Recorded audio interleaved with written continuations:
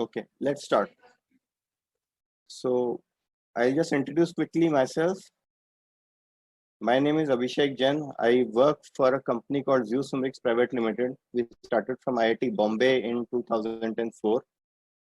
And since then, we have been working in the defense sector.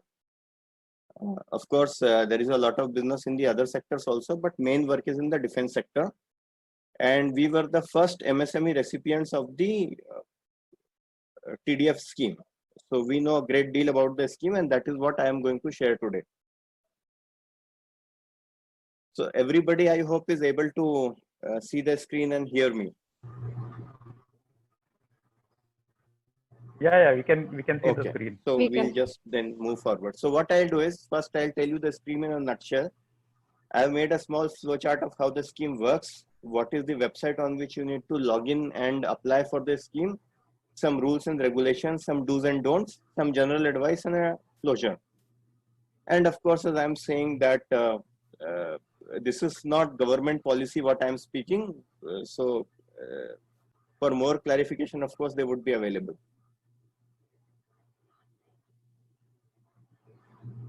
So what is Technology Development Fund? So basically what happens is currently whatever was made in India was basically getting technology from somebody and then trying to make it in India. But what the TDF scheme envisages is conceptualize, you design, you develop, you test, and then you supply in India. So everything, including the ownership of IP, is Indian. This scheme is administered by the DRDO headquarters, and the services generate the requirements. So the logic is that the services would say, I need this kind of equipment. These are my specifications, or what working or what functioning I require. Those are then converted into mathematical specifications, and then they are posted on TDF website, and then people apply for those projects and get those projects. So the generator of the requirement is the TDF people, the services. Then after the generation of requirements, the DRDO would allocate budget to that and also make a proper specification, and a sister laboratory which is working in that area, that would be the reviewer and the consultant. So for example, if somebody is doing a project in missiles, then DRDL Hyderabad may be a reviewer and consultant. And 90% of the project development cost is funded by DRDO. So if we project a budget of 10 crores, which is the maximum limit in the scheme, then 9 crores would be funded by DRDO. So that is the rule of this scheme. Only 10% has to be given by us. The good thing about this scheme is that this scheme is a grant in aid. It's not a soft loan, which basically means you don't need to return any money. It is only for development of technology in the defense sector. Most of the projects that come in here are dual use technologies, like what we are doing is also dual use technology, and they encourage us to export this. So that is not an issue. No collateral is required to be given to the government. No equity is given to the government. So we don't need to give our company shares or pledge a collateral against this scheme. It's a pure grant in aid scheme. And please do not confuse it with the Technology Development Board, which is a DST or DSIR initiative where you get a soft loan. This is not that. This is a Technology Development Fund by DRDO headquarters. And the good news is that from 2020, they are going to include this scheme in the Technology Development Fund scheme in the defense procurement procedure. So it would become very, very official scheme. That means it would grow and many more MSMEs would be funded. So this is the flowchart of this scheme. The first part is the feasibility study of the project. This is always done, but it is optional for the industry. Sometimes what happens is they put up a project proposal for feasibility on the TDF website, where they may want us to do a feasibility study and say that yes, this project is something which can be done in India. In many of the cases, or I may say most of the cases, the feasibility is done by the DRDO headquarters and the services. So suppose they put up something for feasibility, then we need to submit a report and say whether it is feasible or not. And we also need to give them a approximate budget, which would say that this is the kind of budget that is required for doing the project. This again, I say, is an optional. Some projects may go through feasibility, some may not go through feasibility. Now, from here, expression of interest is something which always happens. So what would happen is a small brief technical document would be put up by the DRDO headquarters on the website, and they would invite technical proposals from the industry. They would also invite a budgetary quotation from the industry, which basically says that if you express your interest, you are willing to do this project. And then there would be a committee which would sit and review all the proposals that have been submitted against the expression of interest. And then they would shortlist the technical proposals. And I will tell you in the next slides how the shortlisting happens.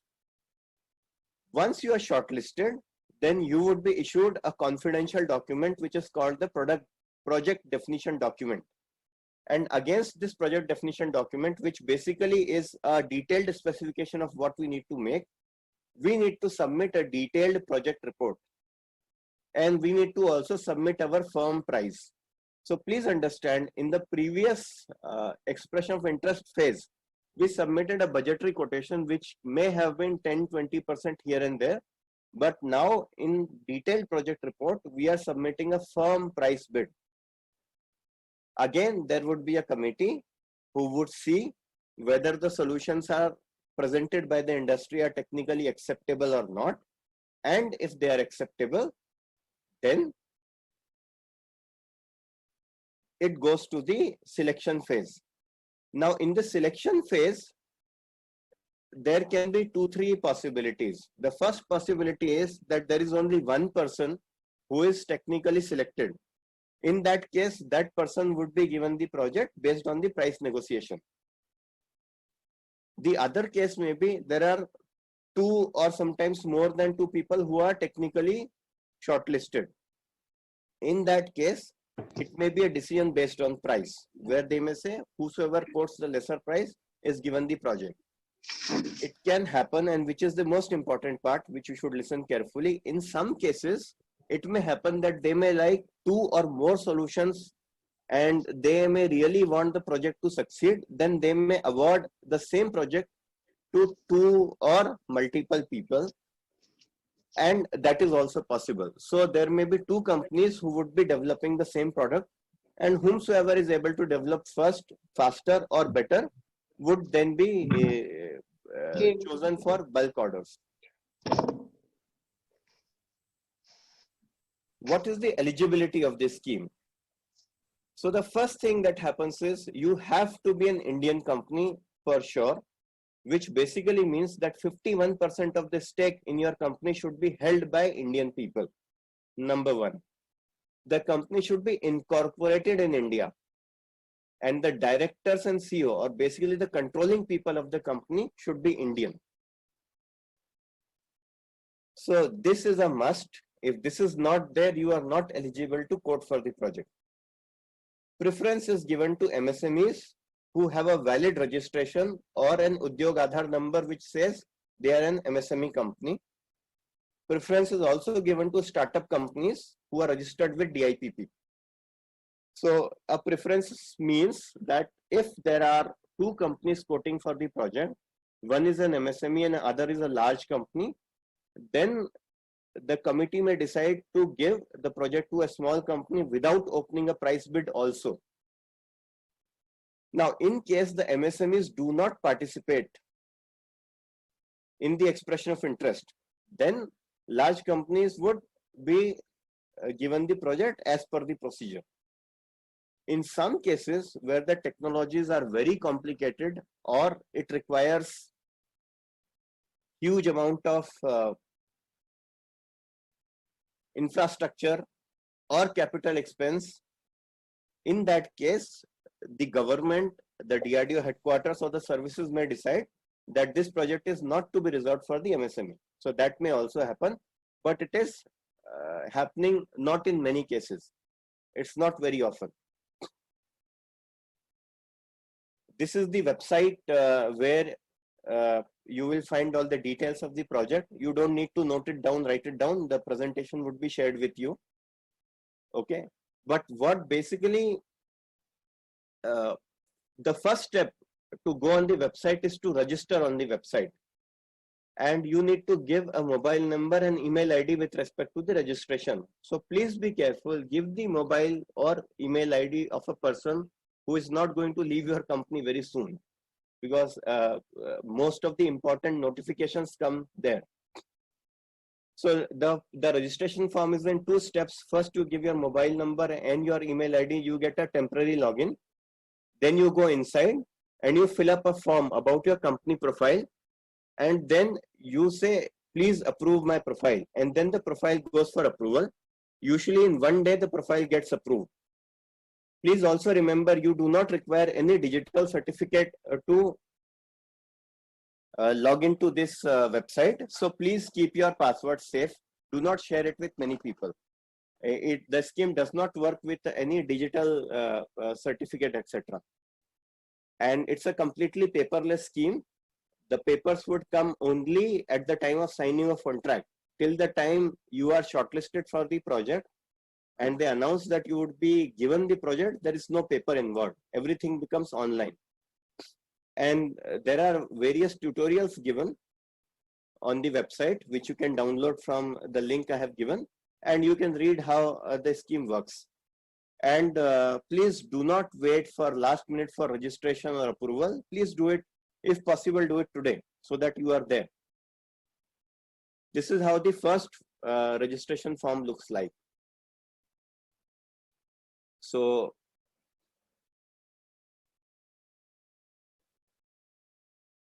you give your email ID, your contact number, and your password, your organization name, and how you are registering as. If you are registering as a company, that is fine, or you want to register as an individual. So this registration is mandatory to download the project requirements. Otherwise, you would only be able to see the title of the project, but you would not be able to download the requirements or the specifications of the project. You can also register as an expert. So what happens is, this scheme is only meant for the MSMEs. It is not meant for the academia. So academic people, how they can contribute is in 2 ways. First, they can register as an expert so that people can come finding you. That is one possibility. The second possibility is you can have a tie-up with MSMEs and then do this project. In that case, the limit that can be given to an academic institute is 40%. So if you get a sanction of 8 crores, 40% of 8 crores can be given to the institute, which by the way is quite a large money. So academic institutes, they should form networks with people who are having complementary capabilities and are willing to submit this project proposal. And of course, I am open for that. Let me plug in myself. The most important thing that I wish to say today is read the annexures. And this is the link for that. See, all the rules and regulations of how this scheme is administered is given on the TDF website. And I can show you 1 or 2 annexures after I finish my presentation. So please read them. They give all the rules, and most of the times you don't need to ask people what the rules are and how we need to do something. They're all given there. In fact, the contract that you would sign with the TDF people once you get the project is also given on the website. So you can understand that everything is very, very transparent, is given. And in all those documents, so this slide I say is most important. In this most important slide, the most important part is read the evaluation criteria. So whenever you submit a form or expression of interest, you need to be evaluated. And what they have done to bring in more transparency, the evaluation criteria is given some marks. What is the marks given to the design? What is the marks given to your facility? What is the marks given to your financials? All these are given, and they would give you numbers out of 100. And if you have 65 or 70 marks, then you are pass or shortlisted. Now I come to the flowchart that I had shown. Now I'll come to one by one what happens. So feasibility study. This is an optional part of the scheme, usually done by the services or DRDO, sometimes also done by the industry. Feasibility usually is floated when DRDO is not sure of the participation in the project. I am not sure whether people would participate in the project or not, or sometimes people may not be sure whether our industry is capable of doing such a project or not. So again, they would release a form, which is an online form where there are 15 questions to be answered. Most of the questions are technical, and you answer whether technically this is doable or not, and what would be the development approach. Once that is done, then the project is moved forward to the expression of interest. In most of the cases, the project would directly be moved into the expression of interest, or basically something like a tender for the marketing people. It's a very, very short document, or short document, if not very short, and it may not contain all the technical details. Please understand, it may not contain all the technical details. Interaction with DRDO headquarters is allowed during the EOI. You can either go there and meet, or you can give a written representation of the technical queries that you have. Sometimes if the project is very important or there is a lot of confusion, DRDO may also call for a general interaction at a convenient date to all. So that also happens. EOI submission is again online. We need to answer 15 questions like what is your understanding of the project, what is the technical approach of the project, and things like that. And you also need to upload 5 attachments. So the first attachment is an optional attachment which says, are you making an association of person, which I'll explain in some time. It's basically an agreement saying that we are 2 or more partners are quoting for this project. You need to give the timelines, preferably in a Gantt chart. You need to give the financials of the project, which each had written separately, which I'll come to. You need to give a roadmap document. It basically should say what are the steps of development that you will have, what is the kind of experience that you have, and what are the accreditations that you have, like ISO or AS9100, etc. And finally, you write the most important document, response to evaluation criteria. This is the document where you would be given marks and you would be shortlisted or not shortlisted. Now, what is the aim of the EOI form? Okay. So you would understand we Indians are quite lazy, and usually when a detailed tender is given to us, we write comply all and submit back. We sometimes don't even think whether if we are writing comply all, we can actually deliver it or not. So by design, the form is short, and instead of writing comply all, the form forces you to write something which is technically possible. So instead of you writing, yes, whatever you are saying, I need to deliver, I will do it. You need to write what you will deliver, which basically means that you will need to read the project technically, and you will also need to do some calculations. This is very important. Okay. And EOI document usually is short, which one of them I'll show, and only technical competent companies are shortlisted for getting the project definition document. If you are not technically competent, your form is not good, you will not be shortlisted for writing the detailed project report. In response to evaluation criteria, 60 marks are given to the design capability. So whatever you write, 60 marks are given to the design capability, of which 15 marks are given to the proposed configuration. How would it look like? What is the approach to meet functionalities? Indigenous design capability in the subject field. So please understand, 45 marks are only for these 3 things. Configuration, how would you meet the functionalities, and what is your indigenous design capability? 25 marks are on fabrication and manufacturing. Now suppose you do not have the right fabrication setup. That's okay. You can tie up with somebody who has the right setup, and marks would be given based on combined capability. 10 marks would be given on maintainability and life cycle support or timeliness in which you will do the project. And only 5 marks are given to commercial criteria. So it's very, very good for startups and MSMEs who may not have very, very good balance sheets, but may be very innovative. 95% of the marks are given to technical, and only 5% marks are given to financial. And we are the first recipient of project in this scheme. And this is what I wish to show you. This was the expression of interest that was given to us.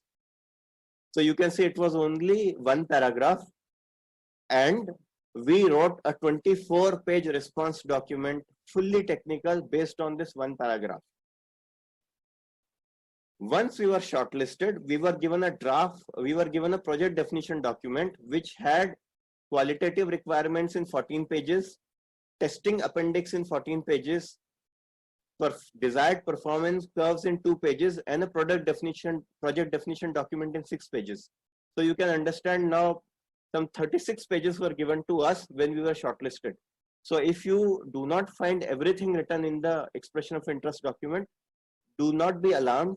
It would come in the next phase. It's just to test whether you can study, do a literature survey, and write something useful or not.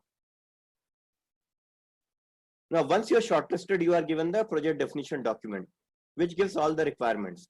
It's a confidential document, and that's why it's only given to people who are shortlisted, and it's not supposed to be shared with other people. It's not open to all. That's one. And in some cases, the document may be confidential, and confidential is a special word in government where the document cannot be scanned and other. So there are some rules to that document. Then it may be sent by post after signing an NDA. There is a detailed project report that you need to submit against this project definition document, and a format is given on the TDF website. But basically what you need to write is an overview and scope of the project. What is the kind of infrastructure available with you to do the project? What are the integration requirements? What is the estimated bill of material? What are the preliminary CAD drawings and timelines? What are the critical milestones that you would come? And what are the ways to achieve them? And do you have a quality assurance and a project management plan? And finally, of course, the cost details of the project. Again, to get the project, the DPR must be technically acceptable. And as I said, the TDF people may decide to award the project to one or more development agencies. So industry who gets the project is called the development agency. And from now on, I will say it as a DA. So in some cases, it has been given to multiple vendors. In some cases, it has been given to only one vendor. In case it is given to only one vendor, then of course, whomsoever is costing low would be given. But that's not the only criteria. You have to be technically acceptable. So don't think price is the only criteria. Think more about technical. And in case there is only one party who is technically acceptable, then also they are giving projects.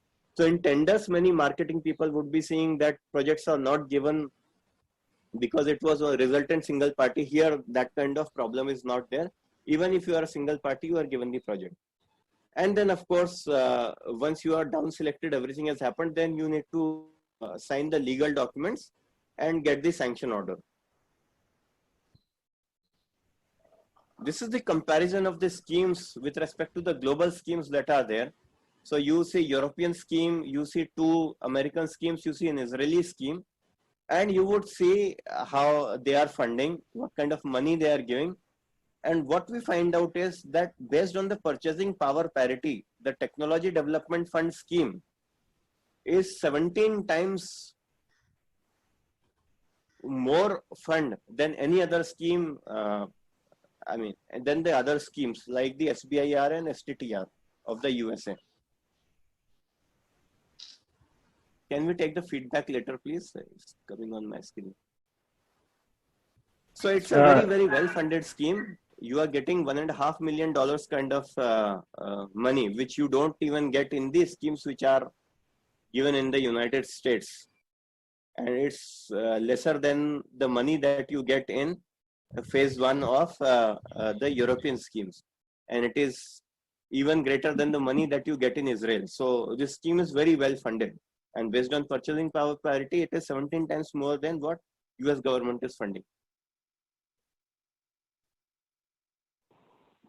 Now, once you get the project, then there is a project mentoring and monitoring group, which is basically there to assist you in developing the product that you have been assigned.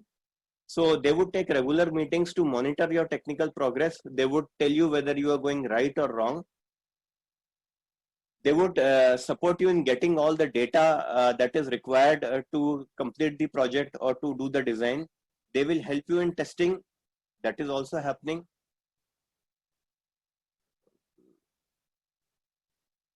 Then they will also help you in liaising with the QA authorities and product approval. I am not doing this arrow. Somebody who is doing it, please. Then approval of milestone completion is also done, and that leads to the reimbursement. So that also happens. So once you complete the milestone, the PMMG would say that yes, you have completed the milestone, and then you will get the reimbursement. And any other issue if the industry is facing, you can take the PMMG as your friends, and you can give your views, and they would try to solve your problem. Now the important part is intellectual property. So IP in this project is jointly owned by the DRDO and the development agency, which basically means that whatever IP you develop in this project is owned jointly, but whatever IP we already had in past, that is owned by the respective agencies. Suppose you had some IP which was before this project, that remains your IP. Only if that IP is required for functioning of this product, then DRDO has a royalty-free license on this IP, and vice versa. They also give a royalty-free license to you when you are exporting, etc. this product to other customers. To prevent cheating, for example, you are now the only person who can give this product, so you may try to increase the price to say 5 times. To prevent that kind of cheating, DRDO has a marching right over the IP, and usually I have not seen them exercising this right. It would only be exercised if we are trying to cheat, or we are being unreasonable, or we fold up our company and there is nobody to make this product, or we are not willing to make the product. I mean, some kind of conditions which are not in their control. In some special cases, the entire IP may also be owned by DRDO, but they tell you upfront. In some projects where they are, for example, developing something very special for missiles, etc., they may want to keep the entire IP to themselves. But in that case also, the bulk production order will come to you. What I would suggest to you is, today there are, I think, 180 participants. Make consortiums. These products that they want us to make are usually multidisciplinary, and one MSME may not have all the capabilities. So we should make consortiums. We should look out for partners who can help us, and we can jointly propose projects. This is called association of persons in the legal parlance. Agreements to make association of persons are also given on the TDF website, not to worry. We can divide the work and the money equitably and unambiguously, and we can propose for a project. And consortium approach reduces the project cost, and it also reduces the strain on the cash flow, because we have to, for 6 months, we have to fund the project, and then only we get the reimbursement. So it's good for that. And it requires just opening a joint bank account statement and signing that agreement form, which is given on the DRDO website. So my company is actively looking for consortium partners. If somebody wishes to engage with me, I am happy to do that. Now, once you are writing the price, the funding heads would be so you can claim reimbursement in manpower. You can hire consultants. You can claim reimbursement. You can claim reimbursement for travel, stay, equipment, subcontract, consumables, contingency. You can also buy a new machine in this project, provided that you are only charging for the machine that would be used in this project. So suppose you buy a machine for 50 lakhs and only half the machine is being used in this project, then you can reimburse 25 lakhs from this scheme. But of course, equipment reimbursement is the prerogative of DRDO. You cannot just buy equipment because you are getting money. So, and then you can also have contingency, which can be 15% of the project cost. What you are not allowed to reimburse in this project is permanent building, entertainment, alcohol, parties, seminars, legal cost, etc. The project is divided into 5 milestones. The first milestone is a milestone where you get advance from DRDO, which can be up to 20%, which is against BG. And then there are 4 tangible milestones where you deliver something, and then you, after delivery, you get the reimbursement. For example, in our project, the first milestone was the PDR, preliminary design review approval. The second was the critical design review approval and approval of raw materials. The third one was factory acceptance trial. And the fourth one is the delivery of finished goods in the numbers that they have desired. So you can see now that everything is tangible. When you do a PDR, the report has to be approved. When you do a CDR and raw material, your CDR has to be approved. Your design has to be approved. Your raw material test reports have to be approved. When you are doing a factory acceptance trial, then your test rig has to be approved and your product has to perform in the way that has been mentioned. So like that. And each consortium partner has to maintain bills and invoices properly. So accounting wise, you have to maintain the bills.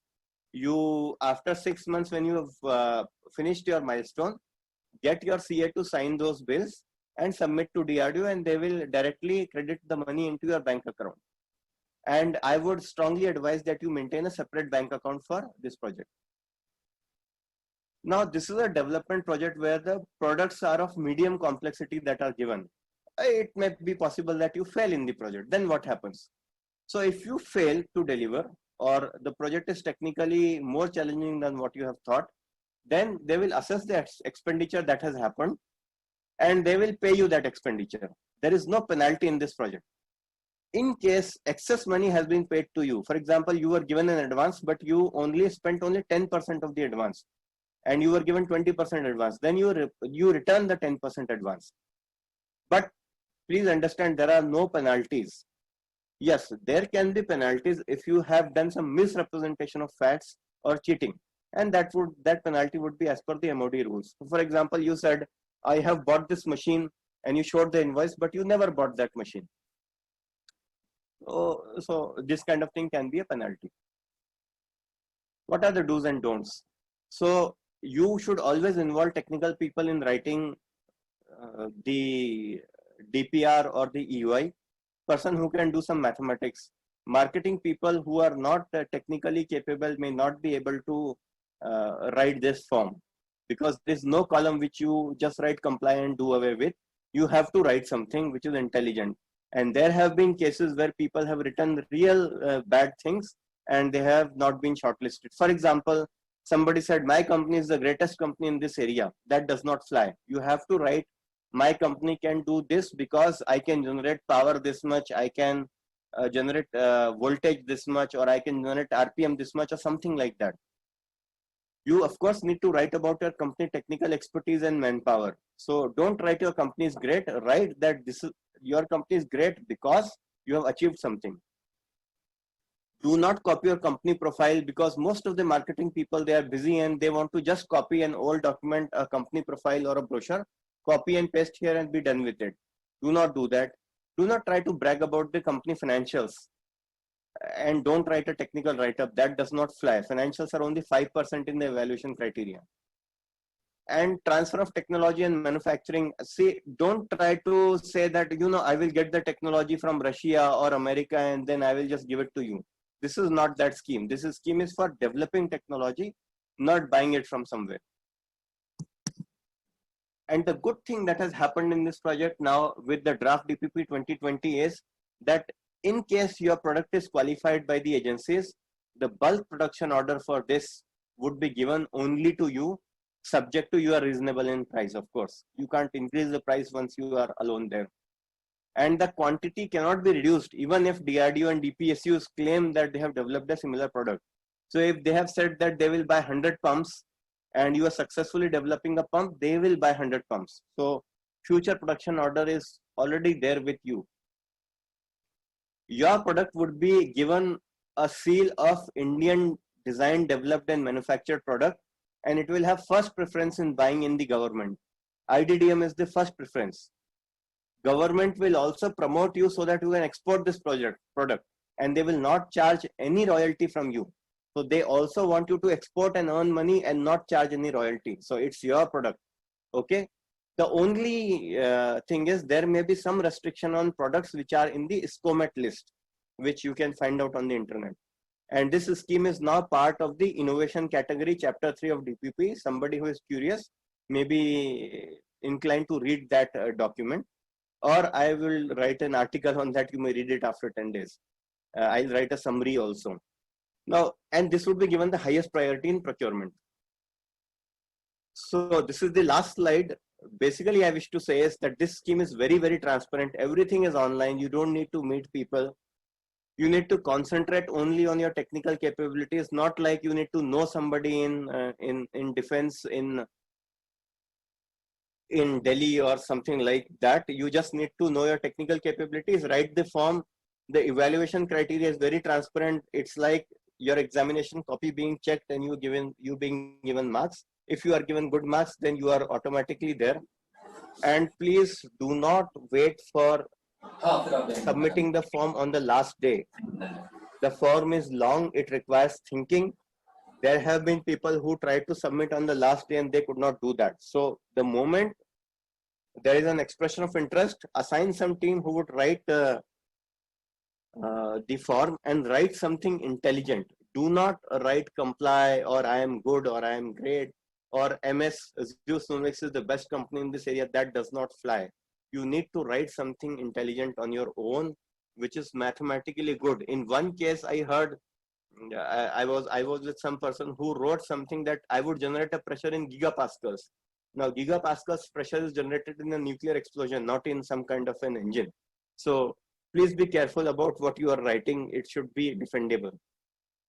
I would urge you to do your registration today and assign a mobile number and email ID for a person who will stay in your company, and all the notifications would come to these people. SMS notifications come only when you submit some project, and email notifications come when some new project expression of interest is uploaded on the website. So basically what I wish to say is that the scheme is giving money. It's not taking your equity. It's not taking, it's not giving you a loan. It does not wish to take your money back. Failure is also tolerated. The government is trying to handhold you so that your product is approved by QA agencies. And then it's also buying your product in bulk production.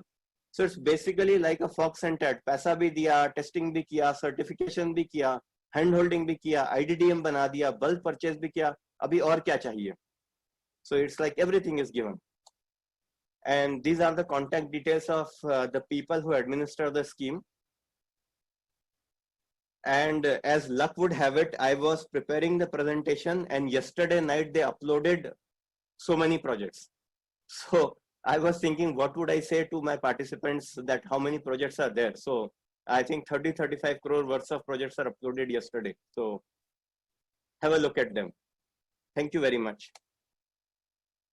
And these are my contact details. So in case you wish to partner me or you need some answers later, etc., they are there. And I think with permission of MCCIA, I can be open for I can be open for question answers. Thanks, Abhishek. I think we can take a few questions. We still have about 15 minutes left. Yeah, 20 minutes. Just 20 minutes. I just posted the link on the chat for downloading the presentation. So those who want, they can just copy it and paste it in your browser and you'll get a link and a chance to download the presentation. We'll take some questions. Request people to raise their hand so that I can just see who wants to ask the question.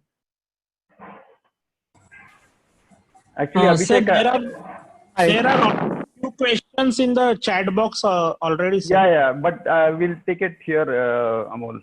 So okay, thank you. I'll request Rakesh Kular to just ask his question, please. Rakesh? Hello, where is the link? Hello. Sir, I cannot see the chat box. I think chat box is better. I will read the questions and then I will answer. Sure. We have had 2 or 3 questions.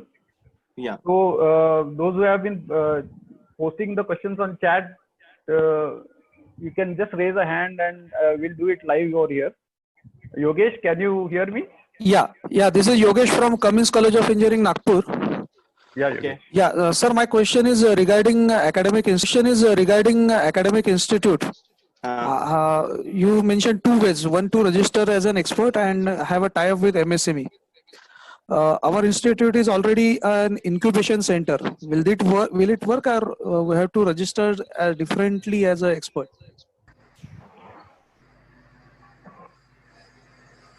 Okay, sorry, I will answer that. I have actually, I have posted one link after you, Prashant sir, because I have put the presentation, the link I have given may expire. So you can go on my website and see this. Yeah, I'll answer you. So if you have an incubation center and the company is incorporated, there are some startup companies which are incorporated, Yeah.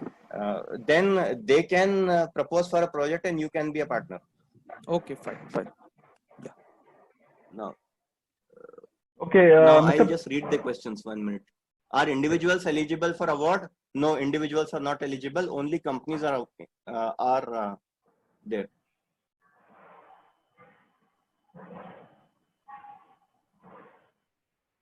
Then what else is the question? Let me read it. Can I request Mr. Praveen to ask his question? Can the industry already in SEZ participate in this? See, the eligibility criteria is you have to be Indian, and I have already enumerated what is Indian. So you have to be Indian, and whether you are in SEZ or you are in incubator, that does not matter. You have to be MSME and Indian. If you are a startup, then register with DIPP and you can participate. My question was related. We have all Indian directors, but the ownership is 100% foreign. So is there any slight possibility, or we are straight away disqualified? Straight away disqualified. The ownership has to be 51% Indian. Okay. Then one question by Raghavendra Dubey is how to approach as consortium to you. I mean, you can just write to me, but don't write to me. You also write to other people because you never know who would be important. Then there is one person from DC Brushless Motors. Motors are very, very in demand. I think you should write to me. There are many projects also coming up for motors. Hello. Government engineering colleges are not eligible for product development. They have to tie up with companies. Can TDF be granted for suo moto proposals? Suo moto proposal is not as per the procedure, but yes, if you write to them and they like your idea, they will give it to the relevant service. In some cases, it may be all three services may require that. Then you may write to them that all three of them require that, and they may take it up. This is similar to make to accept funding. Yes, this is similar to make to accept funding. Right. IoT opportunities would be coming. How much time? It may take up to 6 months to get the project. Proprietary firms are allowed. Yes, they have to be Indian. But usually, you know, the accounting standards of proprietary firms are lesser as per law rather than private limited. So if it is a private limited, better, but you are allowed.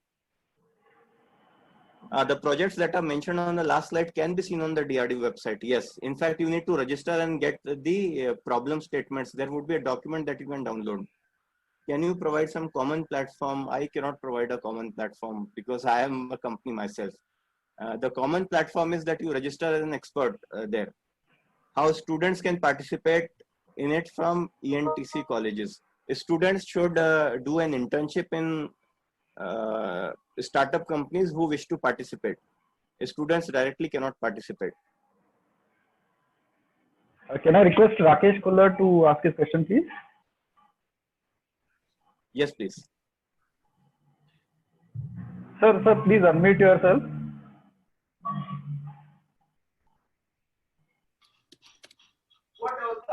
Yeah. Hello. Hello. Hi. I think my question is partially answered, but just for clarity, my situation is that we are already participating in a project which is from the MOD, which is a Make to project. Yes. And we are a qualified DA in that. And we are in the stage where the trials will start happening soon. So can we offer this project for the TDF purposes?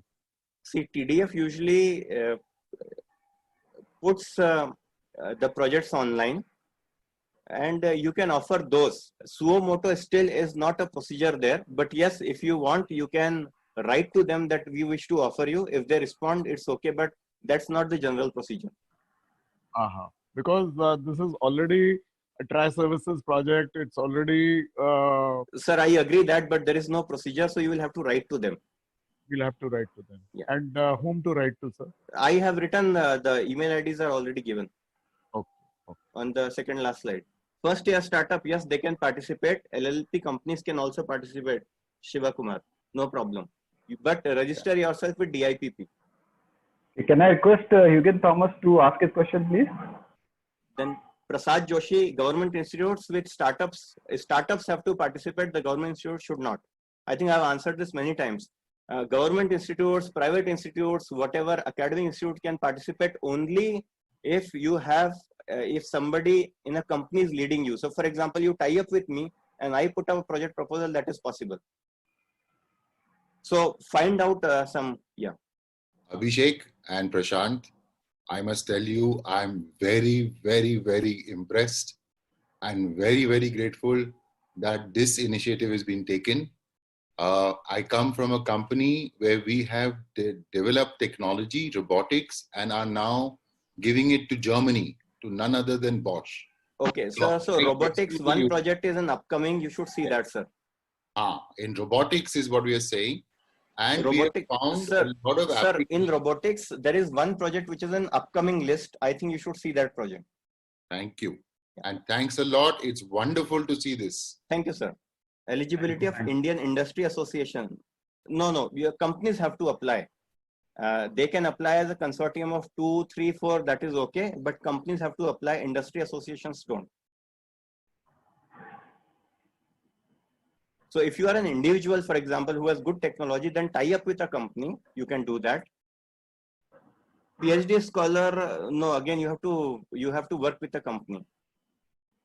Swapnil Badar, you have to work with a company. You cannot apply individually.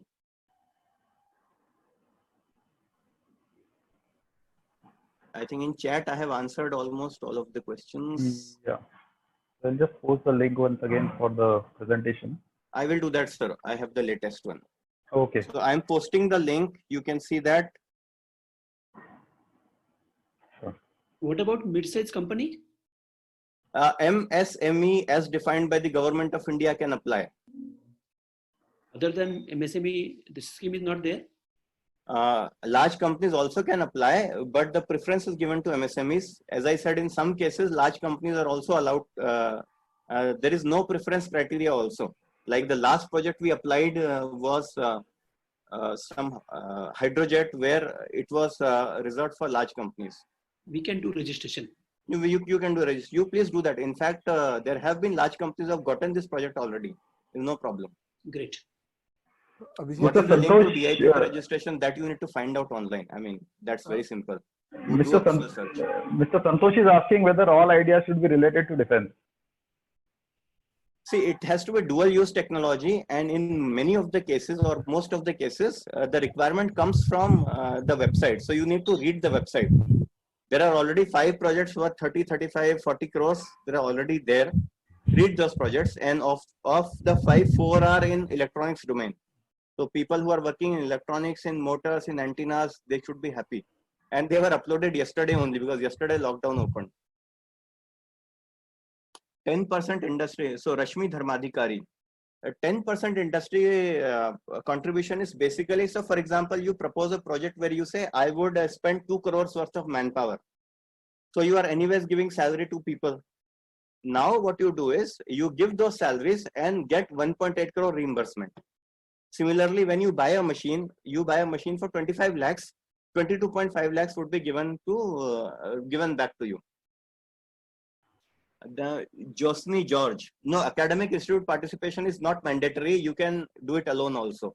Collaboration is also not mandatory. Harshvardhan. Harshvardhan, you have to put up your proposal based on the website that you see. You can also write to them that I have some innovative idea, but whether forces would like it or not, I do not know. From where do I get the Sandeep Gangane? I already gave you the website. You need to see that. Don't ask me about the list. It's already there on the website. Shreyas Kolhapuri, can you ask your question? Where is the link to presentation? Sir, Narayan sir, again I am giving it to you. Yes.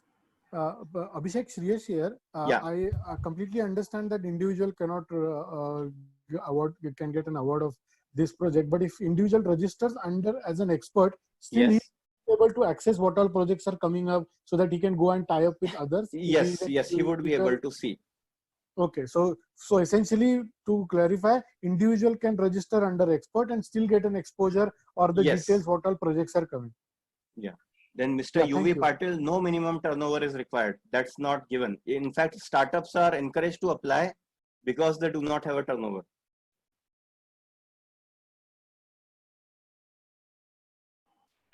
Okay, so I guess no more questions. Mr. Bedarkar. I have only Abhishek. This has been a wonderful, wonderful.